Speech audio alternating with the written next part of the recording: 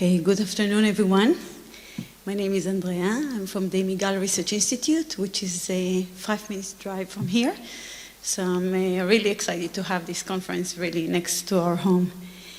I would like to also thank the organizers for giving me the opportunity to share our work.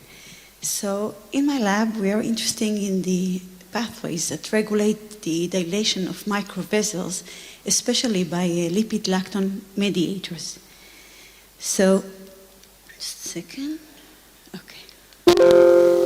Okay, so to this audience, I don't need to describe the cardiovascular system, although I would like to emphasize the role of the microvessels, the tiny arteries that are less than 200 micrometers in diameter, which are the main responsible and the primary site for our blood pressure regulation. And their ability to constrict or dilate in response to different metabolic demands are crucial for our homeostasis. Now, when these microvessels are dysfunctional, their dilation is impaired, the resistance is increased, and the delivery of essential nutrients is impaired. And these conditions are in the basis of different cardiometabolic conditions like diabetes, hypertension, dementia, and also neurodegenerative disease. Now, in these conditions of microvascular dysfunction, when the nitric oxide-mediated dilation is impaired, other molecules compensate for this loss. And these are the endothelium-derived hyperpolarizing factors, what we call the EDHFs. The EDHFs are generated or produced in the endothelium of the microvessels, and this happens in response to different stimuli. It can be mechanical stimuli or chemical stimuli, and in response they affect the smooth muscle cells to dilate or to constrict. Now, among these EDHFs are, just before this, I would like to look at their role or the intracellular effect of these EDHFs. So here we can see endothelial cells and smooth muscle cells, and in response to different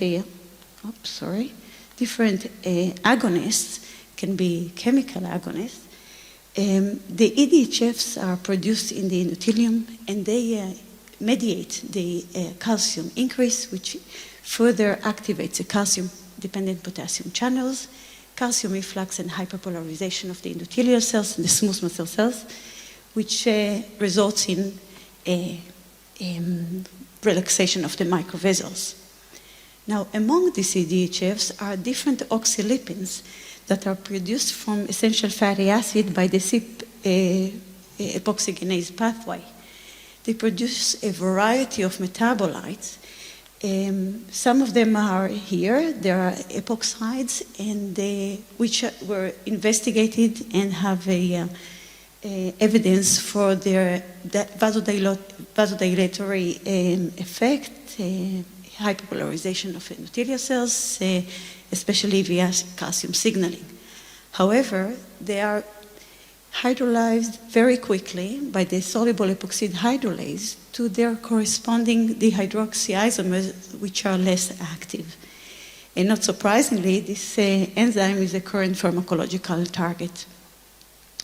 Now, in our lab, we were interested in specific metabolites of these pathways, and these are the ones that have a epoxide on the 5th and the 4th carbon distance from the carboxylic end.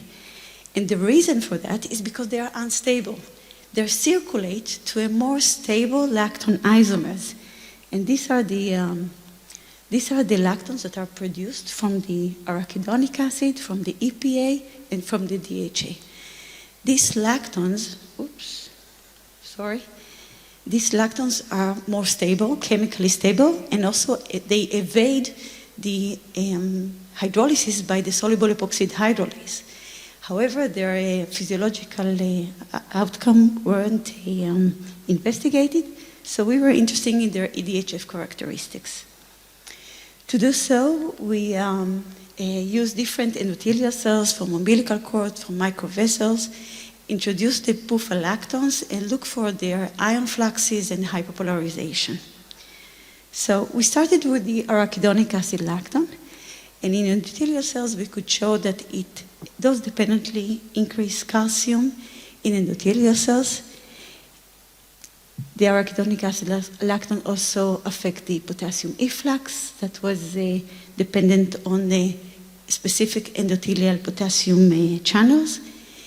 In human microvessels that were extracted from adipose tissues, we could show that the arachidonic acid lactone caused a dose-dependent dilation, which was partially but not significantly impaired by the inhibition of the nitric oxide pathway.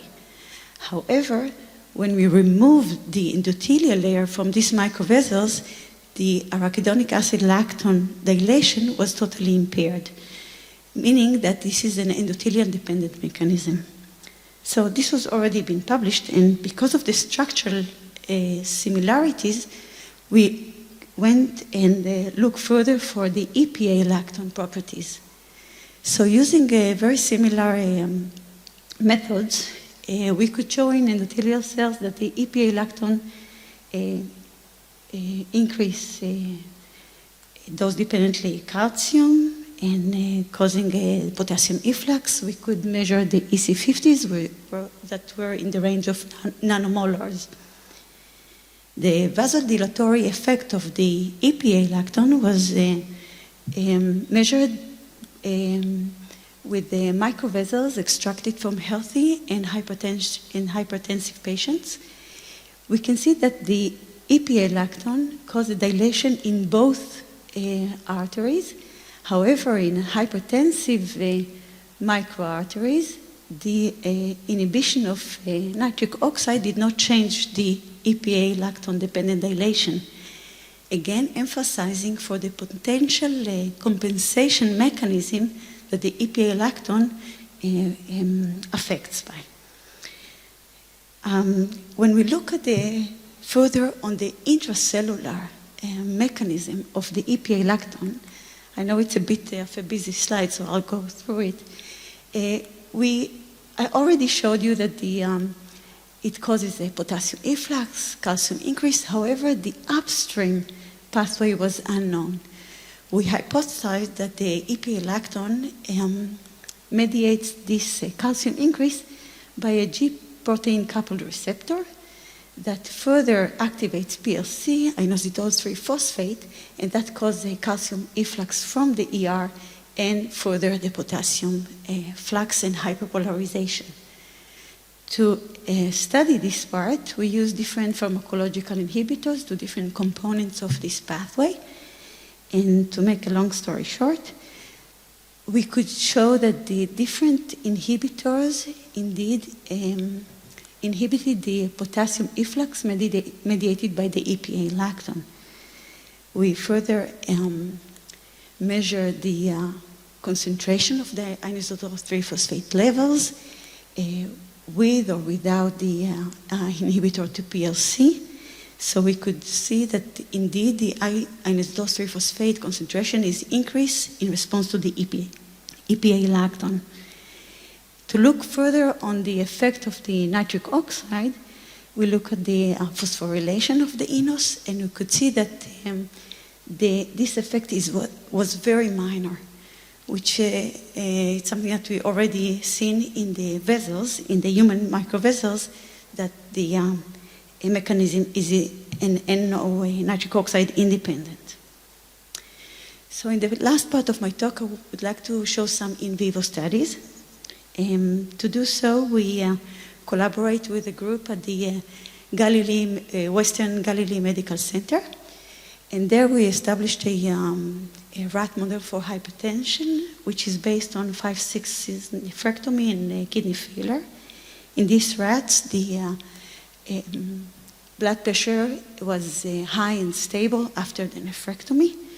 So 10 weeks after, we could treat them with the EPA lactone. So here are the measurements after 5 days of EPA lactone injection. So you may appreciate the significant reduction in the systolic and diastolic blood pressure. also reduction in the mean arterial pressure and the heart rate. Now, looking for the mechanisms that are responsible for this blood pressure reduction, we extracted the microvessels from the mesenteric arteries and mounted them on a wire myograph. Now, in this wire myograph, we insert 2 electrodes within the microvessels in an organ bath, so we can measure their dilation and contraction curves in response to different agonists and antagonists. So this is how it looks when we add a KCL. We can measure their contraction. We can measure their contraction in response to different thromboxane mimetics, and then we can measure the dilation in response to the EPA lacton. So here are the results. In this graph, we can see the result of the dilation curves of the microvessels from the rats in response to acetylcholine, which is a known vasodilator. In gray, we can see the normotensive rats. In black, the dilation curves of the hypertensive rats. And in red, the hypertensive rats after the treatment with the EPA lacton. So you appreciate that the dilation of these microvessels was restored in response to the, after the treatment with the EPA lacton. And this was inhibited by specific inhibitors to endothelial potassium channels, which weren't significantly different expressed in between the rats. So to conclude, what I've shown today that the PUFA lactons reduce blood pressure of hypertensive rats. They mediate microvessel dilation in animals and human microvessels and restore their function.